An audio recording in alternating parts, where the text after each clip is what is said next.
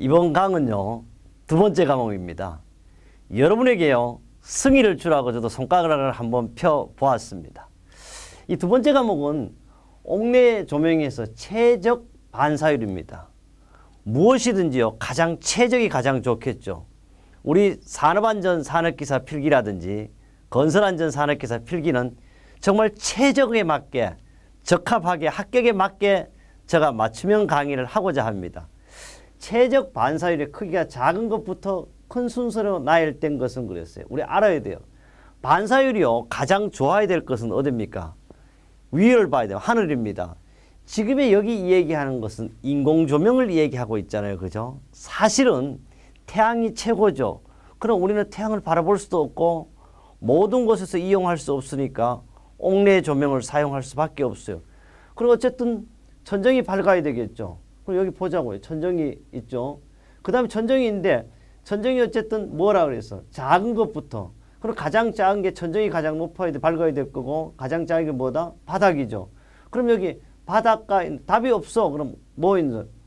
우선 딱 보면 4개 중에 하나 골리는 거니까 1번도 안 되죠. 바로 2번도 안 되죠. 천정이 있는 곳은 4번밖에 없어. 이거는 쉽게 찾아볼 수 있어요. 가장 낮은 게 바닥이니까 굳이 보지 않더라도 쉽게 답을 찾을 수 있었고요. 맹쾌한 해설을 한번 보겠습니다. 해설은요, 옥내 추천 조명 반사율 그래서 바닥은 20에서 40, 가구와 사용기기 책상은 25에서 40, 창문이라든지 발은 벽 40에서 60입니다. 천정은 80에서 90 이렇게 맹쾌한 해설이 되어 있고요.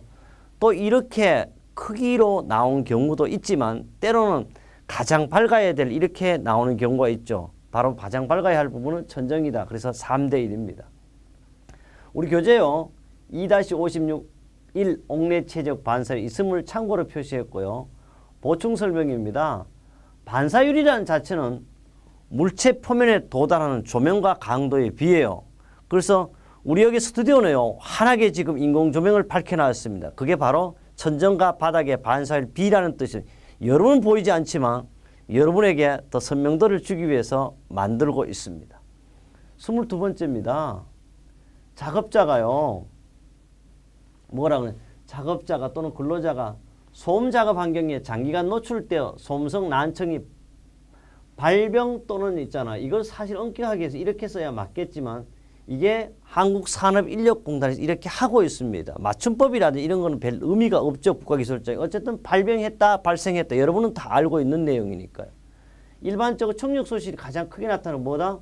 볼 필요 없다 그랬어요. 이럴 때는 항상 우리는 어때? 4000Hz에서 청력이 단시간에 노출돼도 어떻다? 발생한다. 그 답은 몇 번? 3번입니다. 그래서 조금 더 해설을 본다면요. 청력 손실증 노출이 심한 소음 수준에 따라 점점 증가할 것이다라는 이런 것이 나올 거고요.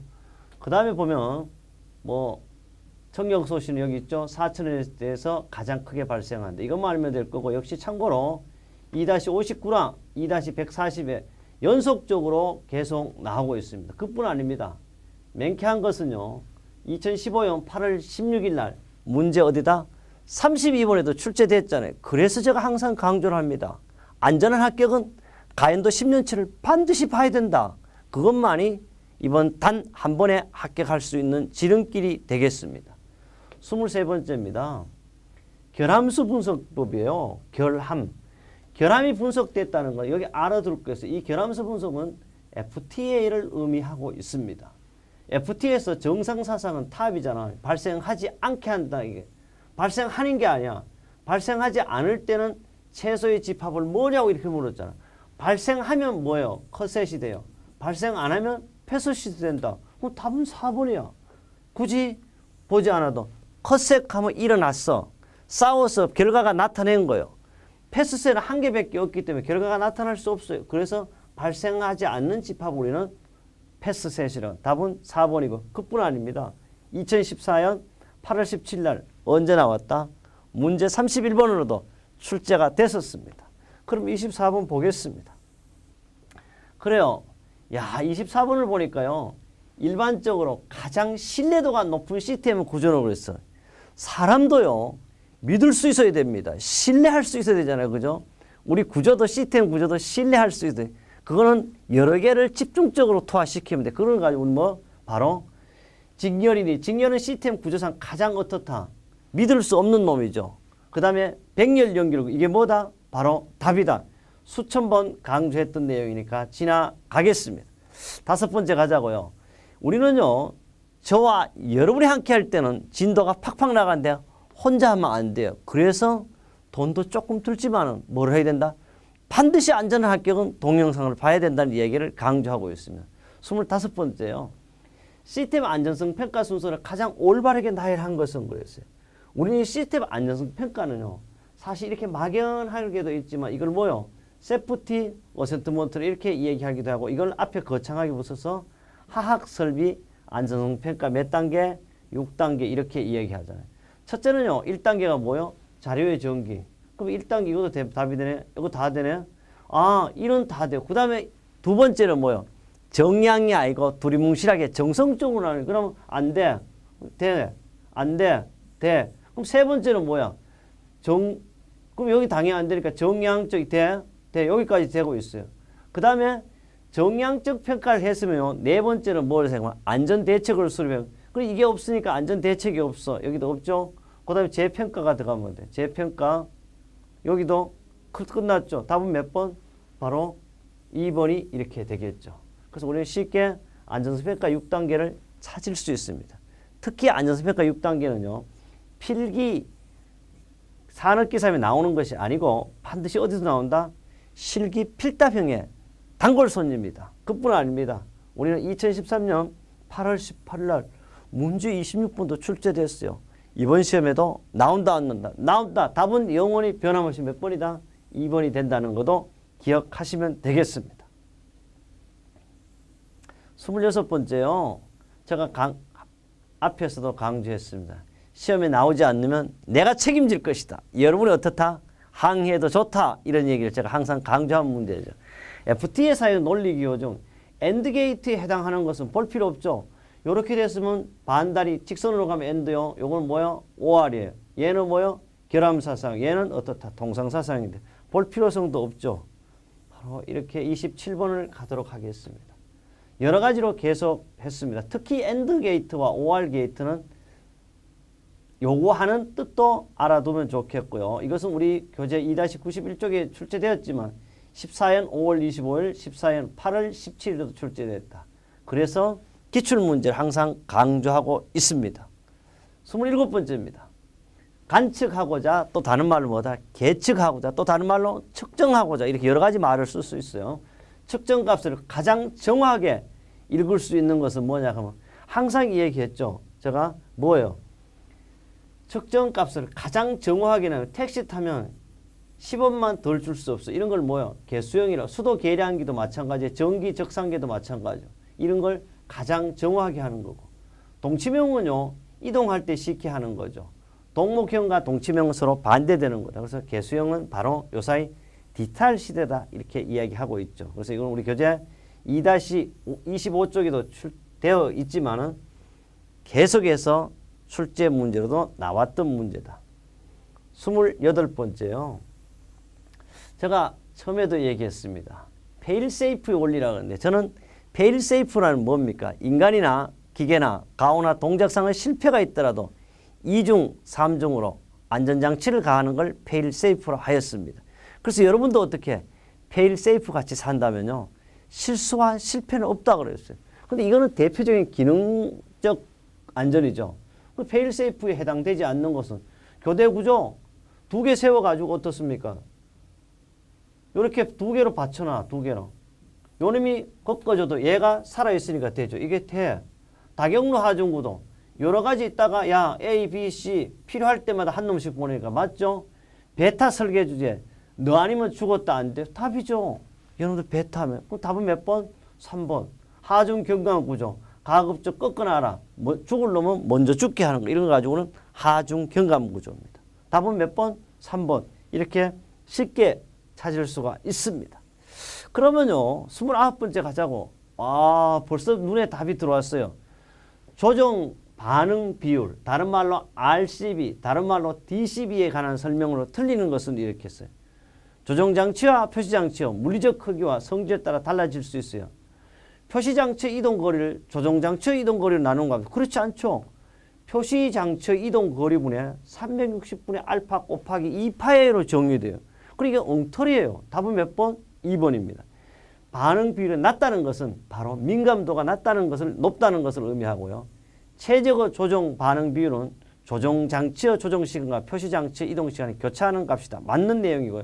또 DVC 또는 RVC는 동일하다 그랬는데 특히 알아도 이 공식만이라도 알아도 이 공식도 바로 지금은 2016년 3월 6일이지만요. 2016년 8월 18일 이 문제가 나올 수 있다. 알고 있으면 되겠습니다. 그래서 이거는 2015년 3월 8일 날 또 27번으로 출제되었던 문제가 되겠습니다. 30번입니다. 제가 많이 강조한 문. 사람과 기계가 그러니까 맨머신 시스템 설계 과정에서 주요 6단계를 올바르게 순서대로 나열한 것은 근데 알아둘 것이 있어요. 6단계든지 10단계가 나오는데 첫째는 뭐가 있어야 돼요? 목표가 있어야 돼요. 우리 지금도 공부하고 있는 건 목표가 뭐예요? 반드시 산업안전기사 필기, 건설안전기사 필기를 취득하겠다는 목표가 있잖아요. 그것이 목표예요. 시스템도 마찬가지지만 첫 번째는 항상 목표라든지 성능 맹세를 결정했어요. 목표가 결정됐으면 그 다음에 어떻게 정의를 해야 됩니다. 정의가 됐다면 기본 설계, 꼭 기본 설계가 3단계가 되겠습니다. 그러면 이거는요. 목표가 성능 명세가 되고요. 그 다음에 시스템을 정의하고 기본 설계를 하니까 CBA가 된 것은 하나도 없어요. 바로 답으로 찾을 수 있어요. 그리고 CBA 그 다음 네 번째는 뭐냐. 인간과 기계의 경계면을 설계하는 거죠. 그 다음에 매뉴얼 성능 보조 작서를 작성하고 마지막에 시험과 평가를 하는 것이 인간기계 시스템 설계 과정 6단계고 특히 여기서 알아둘 것이 있어요. 3단계는 뭐냐 이렇게 묻는 예도 있어요. 이걸 가지고 우리는 기본 설계를 한다는 걸 꼭 기억해야 되겠습니다. 그렇다면요. 31번 가겠습니다. 물론 이 30번에 2013년 6월 2일 날 문제 28번으로도 출제가 됐었습니다. 31번째 가자. 31번째는 FMEA 나오면 이것은 미국아의 이름이라고 그랬어요. 우리나라 이름이 뭐죠? 고장형 유형 평가입니다. 여기서 이제 알아둘 것이 있죠. FME가 나오면요. 위험성 분류 카테고리는 4단계로 구분한다. 1, 2, 3, 4 중에 1이 가장 위험하고 급박하고 죽었다든지 사망했다 이런 말이다. 그러면 2에 해당되니까 죽은 다음에 영향 없으면 4로 가면 돼요. 활동의 지형 이런 것도 3쯤 되겠네. 생명 또는 가혹에서 1이니까 당연히 사망과 수행의 실패는 2단계일 것이다. 2단계 중대 고장, 임무의 중대한 부분 불달성, 설계의 재검토가 필요한데 이런 거 가지고 실패했으니까 설계 재검토가 필요해. 똑같이 해설을 안 해놓는 이유도 있습니다. 알아둘 것은 여러분 몇 번? 3번. 제가 그랬죠. 이 시험 문제는 문제은행식이지 새로 출제하는 경우가 없다. 그래서 반드시 답은 몇 번이다. 3번만 기억하면 된다. 안 되면 공부는 외우지 말자. 기억하지 말자. 뭘 한다? 눈으로 하라고 그랬어요. 그래서 눈으로 공부하면 안전한 합격이 될 수가 있습니다. 그러면요. 32번 가보겠습니다. 32번은요. 돈을 우리는 좋아하네요. 동전 전직이 앞면에 나올 확률이 0.7이에요. 뒷면에 나올 확률이 0.3입니다. 앞면과 뒷면에 나올 정보량 A, 뒷면에 나올 사건의 정보량 B는 그런데 이 정보량 계산하는 방법은요. 우리가 항상 뭡니까? 공식을 알아야 되죠. 로그 우리는 10으로 하는 게 아니고 로그 2개니까 로그 2승을 쓰죠. 그래서 로그는 0.7분의 앞면을 한번 하고 뒷면은 뭐요? 0.3으로 하면 되겠죠. 이것은 여러분이 손으로 할 것이 아니고 그래서 계산기를 가져가라잖아요. 반드시 여러분 시험 볼 때 뭐 한다? 공학용 계산기를 지참할 수 있습니다. 계산기를 찍으면 되고 또 이것도 귀찮다. 그럼 답만 항상 뭐요? 2번 이렇게 기억했대. 왜? 바뀌지 않는다 그랬잖아. 순서가 틀리지도 않아. 또 오타 날짜인 것도 그대로 나온다. 그래서 아직까지 모든 문제는 뭐다? 문제 은행식이기 때문에 이렇게 기억하면 되겠습니다. 역시 2013년 3월 10일, 2015년 5월 31일 그 외에 비트가 뭐다 한 번 더 설명을 했고 로그 10의 자성을 하는 게 로그 2의 n승을 한다는 거 이것도 한 번 더 이야기를 합니다. 워낙 많이 봐가지고 이제 눈이 아플 정도가 돼 있을 겁니다. 33번입니다. 에너지 대사율을 이거는 에너지 대사율은 우리가 작업 소비에 대한 강도율을 나타낼 때도 이렇게 적용하죠. 에너지 대사율에 관한 설명은 틀린 것은 작업 대사량은요. 작업 시 소비 에너지와 안정 시 소비 에너지 차이로 나죠. 맞죠? 작업 대사량은 에너지와 안정 시 소비 에너지를 나타냈고요. RMR은요. 작업 대사량을 기초 대사량으로 나눈 값이다 보는데 틀렸어요. 작업 대사량을 아니고 기초 대사량을 뭐요? 작업 대사량을 아니죠. 작업 대사량을 나눴다. 근데 사실 노동 대사량, 기차 대사량 나누고 이것도 맞네요. 산소 소비량을 측정할 때 더글로백스 이용하고요. 기초 대사량은 의자에 앉아서 호흡하는 동안에 측정한 산소 소비량은 말이 안 돼. 기초 대사량은 BMR이라고 가장 기초적인 활동, 그냥 일을 하지 않고 적당히 우리 움직일 수 있는 그런 걸 기초 대사량이라. 그래서 기초 대사량은요. 바로 이런 식으로도 나타낼 수 있다는 이야기를 수점을 했고요. 2014년 3월 2일 날 또 출제됐었고 그것도 36번에 나와 있습니다. 34번입니다. 중량물을요. 반복적으로 드는 작업의 부하를 평가하기 위한 NIOSH인데 이거는 들기지수를 적용할 때 고려되지 않는 항목은 그런데 이거는 사실 뭐냐 그러면 우리 지금 중량물을 드느냐 마냐 이 자체는요. 사람들의 시기에 의해서 하지만 이것은 근골계 질환 원인이라 생각하면 돼요. 그래서 고려되지 않는 항목은 뭐냐 그러면 바로 우리는 들기를 할 때는요. 반드시 아래 위로 하는 거지 수평하고는 관계없어요. 그래서 리프트도 상하면 그래서 들기 빈도, 손잡이 조건, 허리 비틀림 이렇게 수평으로 가는 것은 근골계 질환에 관계가 없다. 이래서 답은 올 때 2번이고요. 좀 더 상세히 본다면요. 여기가 우리는 들기 지수에 대한 여러 가지 내용을 만들어 놨어요. 목적과 개요와 자료 수집에 대한 내용도 충분히 있다는 거. 그러나 이 내용은 우리가 사실 인간공학 분야의 인간공학 기사라든지 기술사 시험을 본다면 이런 상세 도표가 필요하지만 여러분은 중요한 것은 수평거리는 시장점과 종점 뿌리기 때문에 이동거리는 없다는 걸 기억하고요. 우리 교재 합격 날개 은행 문제에서 제가 만들어 두었던 내용이 되겠습니다. 35번째입니다. 청각적 표시 장치 지침에 관한 설명은 틀리는 것은 우리는요. 뭐라 그랬어요? 시각이 아니면 청각에 귀로 듣는다기보다는 이 청각적 표시 장치는 바로 듣고 실행에 옮기는 걸 청각적이라고 그러죠. 그 청각적 표시 장치 지침에 관한 설명은 틀리는 것은 그랬어요. 신호는 최소한 0.5나 1초 동안이 지속돼야 돼요. 안 그러면 뭔 얘기인지 알 수가 없습니다. 신호는요. 배경소음과 다른 주파수를 이용하게 되어 있죠. 소음은 양쪽 귀에, 신호는 한쪽 귀에 들리게 되고요. 300m, 답이 보이네. 300m 이상 멀리 보내는 신호는 2000Hz 이상이 아니고 이거는 바로 천이죠. 여기도 봐요. 이거 다 있잖아요. 이런 걸 항상 제가 잘 모를 때 뭐 한다? 숫자를 반드시 기억한다. 그래서 답은 몇 번? 4번입니다. 그래요. 다음 문제 또 가보죠. 다음 문제를 가보는데요. 여러 가지 뭐 주의를 끼고 어떻게 해설도 다양하게 많지만 알아둘 것은 뭐다? 300m 신호는 2000이 아니고 1000이다. 그것만 알고 있으면 되겠습니다. 2013년 8월 18일 문제 35번으로도 출제됐습니다. 36번입니다.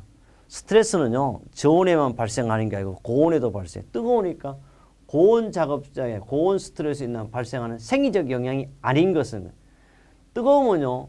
피부 온도가 상승해요. 그러니까 땀을 뻘뻘 흘리잖아요. 두 번째, 발한이 증가해요. 열나잖아요. 셋째, 심방출약이 증가한다. 그래서 막 호흡도 거칠어지죠. 더우니까. 네 번째 보면 답이겠네요. 그럼 근육에서 저산감도 근육통과 근육 피로가 증가한다. 이거는 조금만 생각해. 찜질방에 왜 가노? 근육 풀라고 가잖아. 일어날 리가 없어요. 그래서 답은 몇 번? 4번입니다.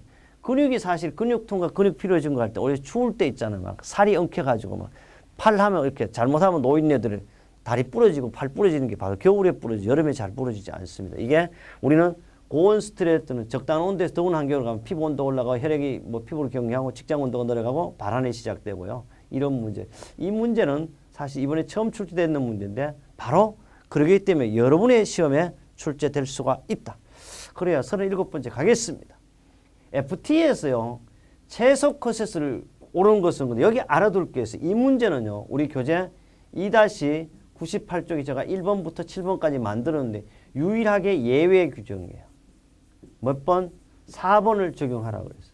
이거는 원래는 사실 이것만 보면 요것만 1, 2가 답이 되는데 이렇게 안 돼. 이거는 반드시 이거는 최소 것에 1, 2, 3, 1, 2, 4가 돼요. 유일하게 이거는 예외 규정이라. 그럼 1, 2, 3 어딨노? 1, 2, 4. 답은 2번 이렇게 찾으면 돼요. 얘도 한 번 가고 얘도 한 번. 이건 정상적으로 따로따로 되는 게 아니라 그래서. 그래서 물론 둘 중에 한 개니까 얘가 될 수도 있고 얘가 될 수도 있지만 시험 문제는 이번에 이렇게 나왔으니까 2번을 찾아야 된다는 거.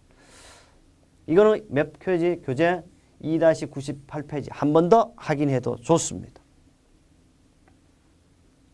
그러면요. 38번째 가죠. 뭐 이렇게 설명을 딱 해놨잖아. 제가 기억하죠.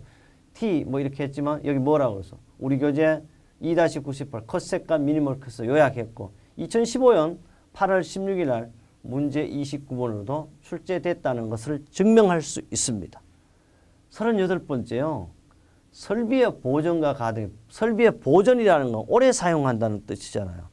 보존과 가동의 시스템의 고장과 고장 사이의 간격을 우리는 바로 뭐냐고 하면 고장과 고장 사이의 간격. MTBF 나왔죠. mean time이니까 바로 고장과 조금만 알아도 되죠. 그래서 답은 3번이 되고요. 굳이 이거는 상세히 할 필요가 없죠. 반대로 MTTR은 사후 보존에 필요한 수리 시간 평균치를 나타내고 MTTF 평균 수명을 나타내는데 역시 이거는요. 2015년 3월 8일 38번과 2015년 5월 30일 문제 31번에 연속적으로 출제되었던 문제가 되겠습니다. 39번째요. 인체 측정 또는 뭐라고 그래요? 인체 계측을 할 때는 설계에 관한 설명 옳은 것은 그래. 인체 계측은요. 항상 뭐라고 하면 나체 측정을 원칙으로 한다고 그랬어. 최소 포변수는 50에서 100명이 되어 있다. 설명 옳은 것은 그래서 시험 문제가 뭐라고 그랬어? 제가 틀리는 것은 이게 많이 나오죠. 옳은 것은요. 100문제 중에 20문제도 안 나옵니다. 보면 평균치를 기준으로 한 설계 제일 먼저 그래. 말도 안 돼. 평균치는요. 개나 소나 다 적용하잖아. 옷도 만들 때 어떻게 평균치로 만들죠. 그렇게 하면 안 되죠. 자세와 동작에 따라 고려할 인체 측정 치수가 달라져. 그래서 사람이요. 제가 이래 있을 때와 이래 있을 때, 이래 있을 때 다 달라져. 이게 정답이 되겠고요. 이자 깊이는 작은 사람을 기준으로 한다는 게 깊이 작은 사람이 하면 들어가도 않죠. 애기보다는 큰데 하면 작은 애가 들어갈 수 있어요. 틀렸어요. 큰 사람을 기준으로 할 때 항상 인체 측정제 5%를 사용하여 큰 놈은 95, 작은 놈은 5를 사용하죠. 답은 2번이 되겠습니다. 와, 인체 계측의 의미의 목적 여러 가지로 되어 있지만 제가 설명을 했기 때문에 의미가 없고요. 2013년 6월 2일 날 문제 27번으로도 출제가 됐고 2-40쪽에 합격 날개, 합격 예측이 있습니다. 40번 드디어요. 우리 여러분과 이렇게 하다 보니까 벌써 마지막 문제가 왔어요. 뭐라 그랬어요? 음양 수준이 50%일 때 소노 값은 공식이 있잖아. 이거는요. 항상 이게 뭐예요? 소노를 구할 때는 2폰 자성에다가 40을 해. 항상 여기만 집어넣으면 돼. 이게 뭐예요? 50 집어넣어버려. 그러니까 얼마? 2가 되죠.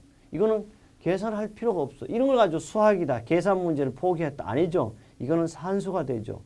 이거는 또 이거 기억하기 어렵다. 그럴 필요도 없어요. 눈으로 자꾸 보라고 그랬어요. 수천 번 똑같은 문제가 나오니까 걱정할 필요도 없다는 걸 기억하면 되겠고요. 이거는 우리 교재 2-60 합격 예측에도 있고 2013년 3월 10일 날 문제 26번으로도 출제가 됐습니다. 오늘 이렇게 했어요.